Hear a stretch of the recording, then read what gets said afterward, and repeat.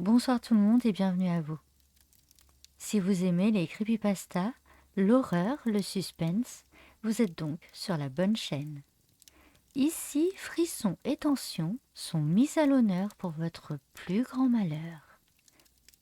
N'oubliez pas, si à la fin de la vidéo vous avez aimé mon récit, laissez-moi un petit pouce, un commentaire ou pensez à vous abonner si ce n'est déjà fait. Aujourd'hui, nous allons suivre Madalena, professeur de français qui aime un peu trop la langue de Molière. Allez, c'est parti. Installez-vous avec moi auprès du feu. Prenez un cookie, un bon plaid et découvrons ensemble cette nouvelle histoire maléfique.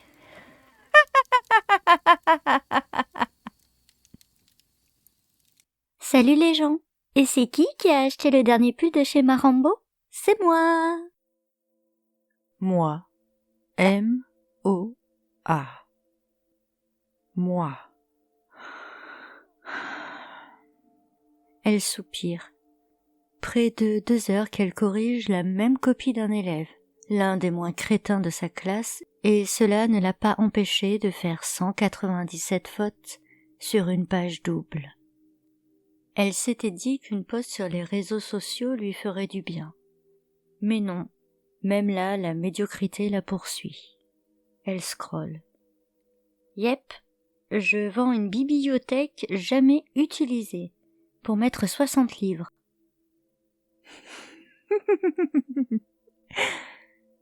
Elle rit. Bibliothèque. Tu m'étonnes qu'elle n'a jamais servi. Vu comment est écrit le mot, il y a une forte chance que celle-là n'ait jamais ouvert un livre de sa vie. Elle continue. C'est pas que j'ai pas raison, c'est que j'ai pas compris. Si j'aurais compris, j'aurais pas fait ça, ok? C-S-A-I-T. Et les si n'aiment pas les ré. C'est pas bien difficile pourtant. Elle referme son application et se cale au fond de sa chaise. Quand est-ce que tout cela a commencé? Quand est-ce que les gens ont cessé de parler et d'écrire correctement? Elle se revoit, à l'âge de 6 ans, faire sa rentrée en CP dans une ville inconnue, loin de son pays d'origine. Elle avait appris la langue en quelques mois au contact des autres. Elle avait été aidée par son professeur de l'époque. Elle avait même été professeure à son tour pour sa mère qui ne parlait pas la langue. Et toutes deux s'émerveillaient le soir devant des livres d'enfants quand l'une ou l'autre arrivait à décortiquer les mots enfantins sur les pages colorées. Elle se sentait bercée alors par les lettres, formant des ribambelles de mots puis des phrases, faisant jaillir des histoires soit d'amour, soit d'horreur, soit criminelles. Sa mère s'était mise à dévorer avec passion des livres de la bibliothèque rose, accessibles avec un français facile comme première lecture, les abandonnant vite pour des romans plus alambiqués racontant les péripéties d'un inspecteur et son acolyte. C'est cet amour pour les livres qui poussa Madalena à devenir professeure de lettres, tout du moins professeure de français. Pleine d'espoir, elle espérait secrètement ouvrir un monde de possibilités à ses jeunes élèves, les aidant à s'élever dans des mondes tantôt imaginaires, tantôt réels, s'envoler et peut-être faire naître dans certains d'entre eux un nouvel amour pour leur langue. Mais depuis ces 10 dernières années, cela avait été un fiasco. L'éducation nationale les avait lâchés. On pointait à présent l'excellence comme exception, et on l'a malmenée pour que l'intelligent ait honte d'avoir ne serait-ce qu'un instant osé sortir du lot. Les clowns, eux, étaient applaudis. Les plus violents et les incultes étaient adulés. Plus rien n'allait dans cette société à la dérive. Elle posa les yeux sur la pile de dissertations qui restait à corriger. Pour la première fois de sa carrière, elle n'eut plus envie. Elle en avait marre. Elle se leva, laissa tout son bazar en salle des profs et claqua la porte. C'était donc ça, le burn-out? Elle rentra chez elle, petit studio de 10 mètres carrés où un simple lit l'attendait. Rien qu'un lit, et un étalage de bouquins du sol au plafond. Elle s'allongea et s'endormit profondément. Les heures passèrent ainsi, et lorsqu'elle s'éveilla, il y avait 18 nouveaux messages sur son portable. Certains de ses collègues, beaucoup du proviseur. Elle n'en avait que faire. Elle s'étira et regarda le ciel qui s'était obscurci. Il était à présent aux alentours de 20 heures et son estomac réclamait pitance. Elle se leva et descendit de son immeuble. Elle avait pris ses habitudes, une cuisine communautaire où tous pouvaient cuisiner à leur guise selon ce qu'ils emmenaient. Cela cassait l'isolement et ouvrait l'esprit en même temps que la faim. Elle fit un détour vers l'épicerie avant d'aller manger et sélectionna une belle tranche de saumon ainsi que du riz. Un repas simple, mais copieux, qu'elle pourrait partager si besoin. Arrivée sur place, elle échangea avec ses compatriotes, hispaniques pour la plupart, et ils se mirent à table dans les rires et la joie de se retrouver tous les soirs, un peu comme au pays, quand les villages faisaient bombance.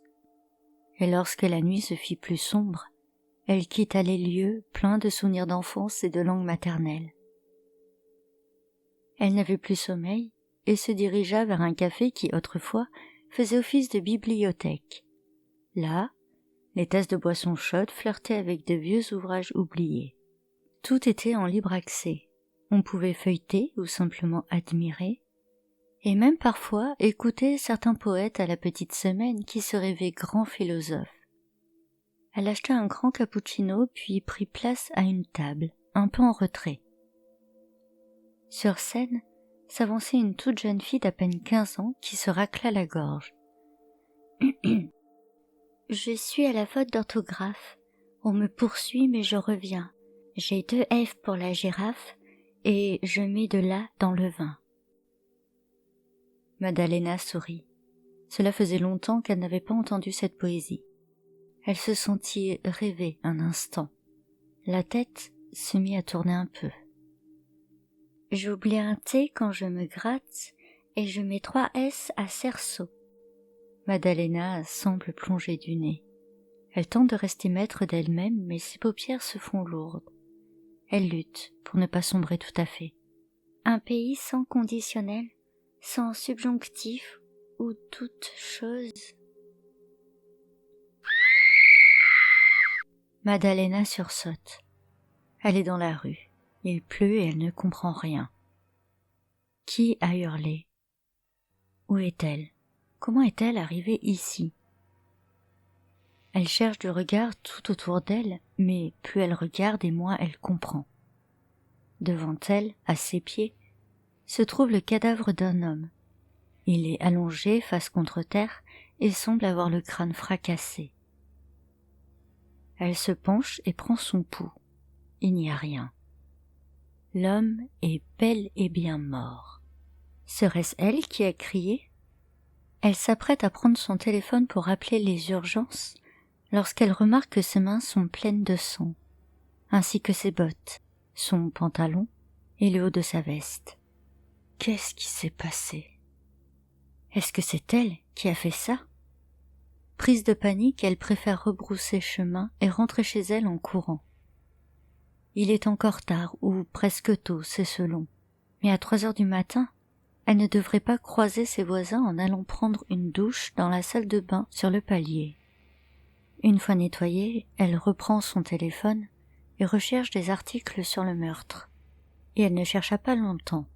Le corps de l'homme est celui d'un influenceur suivi par des milliers de personnes.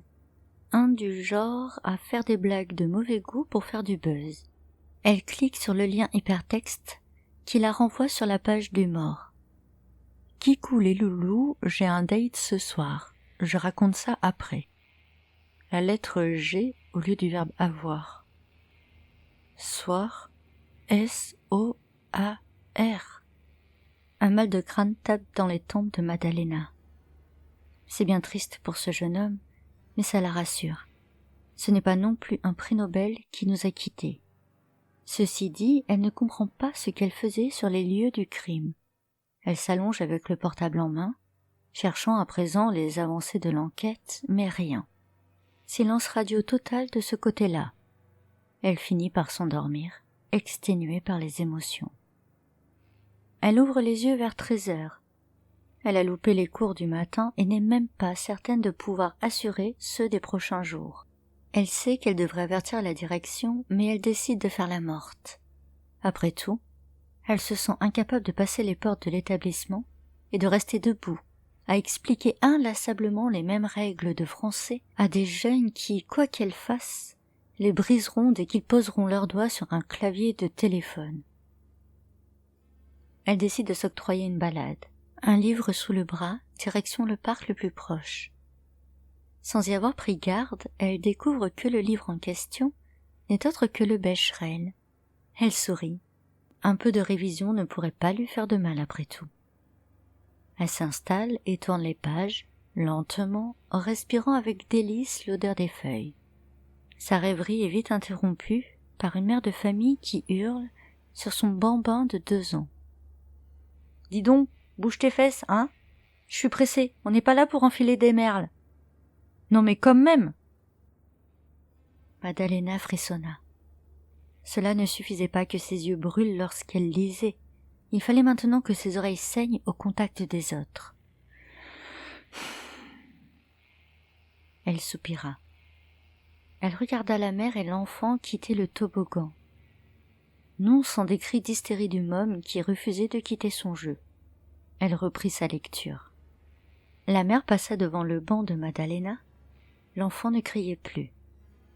Pour calmer le gamin, la maman avait trouvé l'idée du siècle. Passer à l'enfant un clip de rap indigeste sur le téléphone portable de ladite mère. Le chanteur, créatif à n'en pas douter, éructait des mots sans queue ni tête, et les mélangeait pour donner un minimum de sens à une chanson qui n'en était pas une. Et dire que des ados écoutent ça en boucle.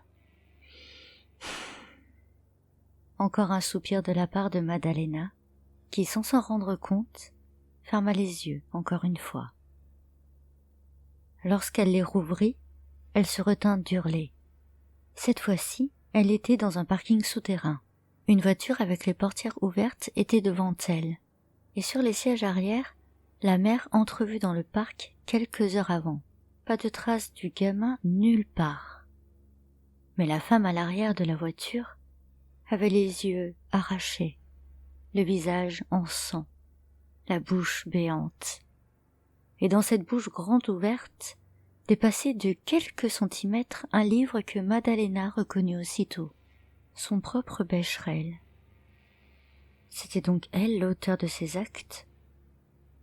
Elle courut loin de la scène et fonça dans l'ascenseur au bout du parking.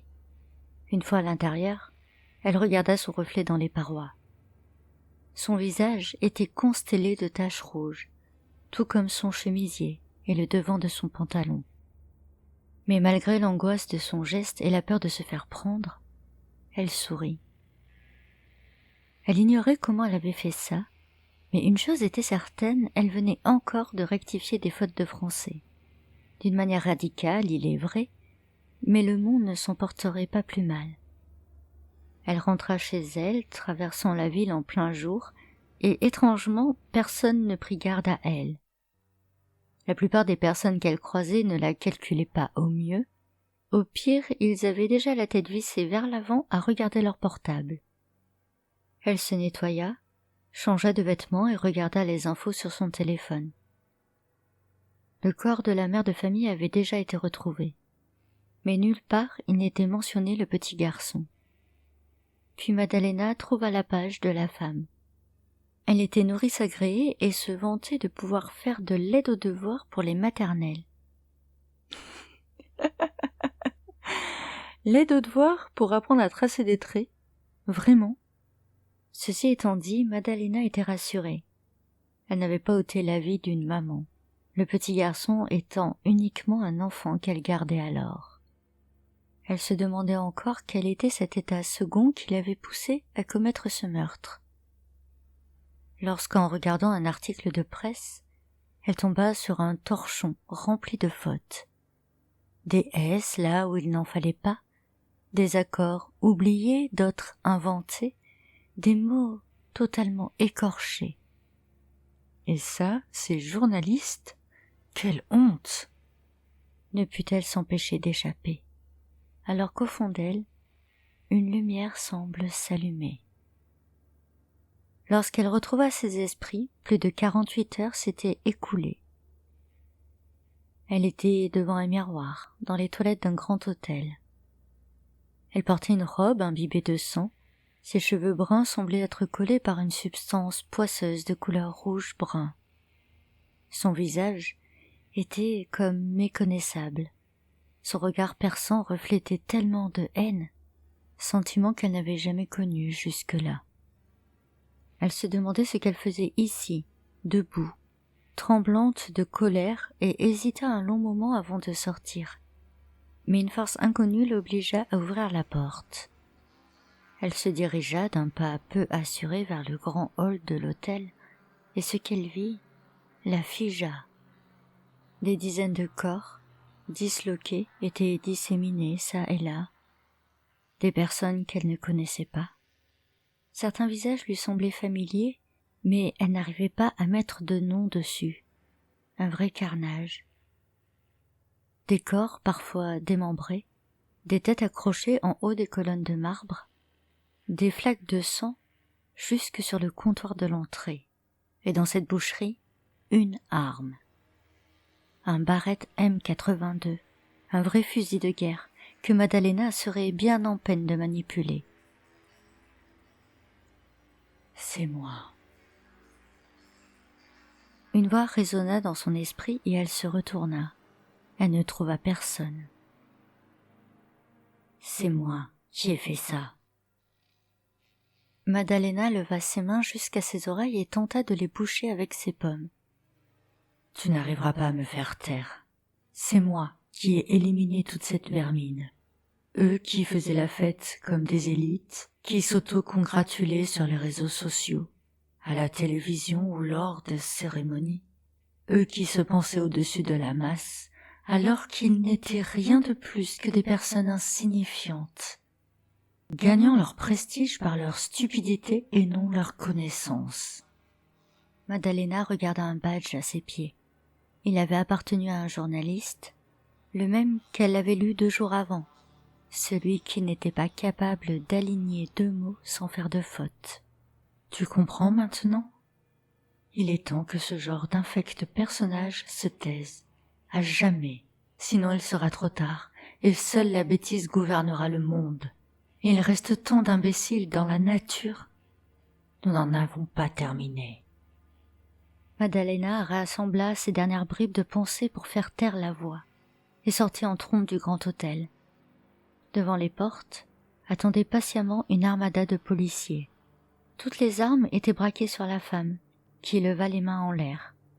Mais son regard changea à la dernière seconde, et ses mains retombèrent, imitant un canon vers le policier le plus proche d'elle, qui tira sans sommation. Son corps s'écroula sur le sol froid, alors que la femme en tête des opérations courait vers Maddalena pour s'assurer de sa survie. Mais il était trop tard.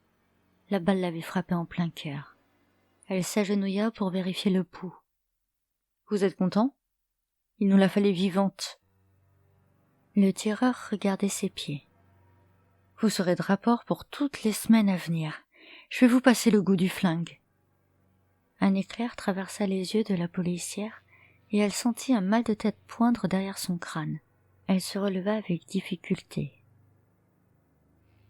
Plus tard, ce soir-là, le tireur impatient laissa son rapport sur le bureau et une phrase attira le regard de la jeune femme. Une phrase en particulier. « C'est pas ma faute. » C-S-A-I-T. Faute. F-O-T-E. Son mal de crâne était revenu, et sa vision sembla se brouiller un instant, une toute petite seconde. Mais dans cet instant de flottement, quelque part dans son esprit, une lumière sembla s'allumer. Ainsi, les fautes d'orthographe pourraient vous mener à la mort ? J'écris énormément et je ne suis pas à l'abri d'une faute d'accord ou d'une coquille dans mes textes. Je vais réfléchir à 2 fois à présent avant de m'exprimer. Sur ce, je vous revois très bientôt pour de nouvelles histoires. Et je vous invite à activer la petite cloche si vous voulez être averti. Je vous souhaite une bonne semaine et je vous donne rendez-vous dimanche prochain, même heure et même endroit, pour une prochaine histoire totalement maléfique.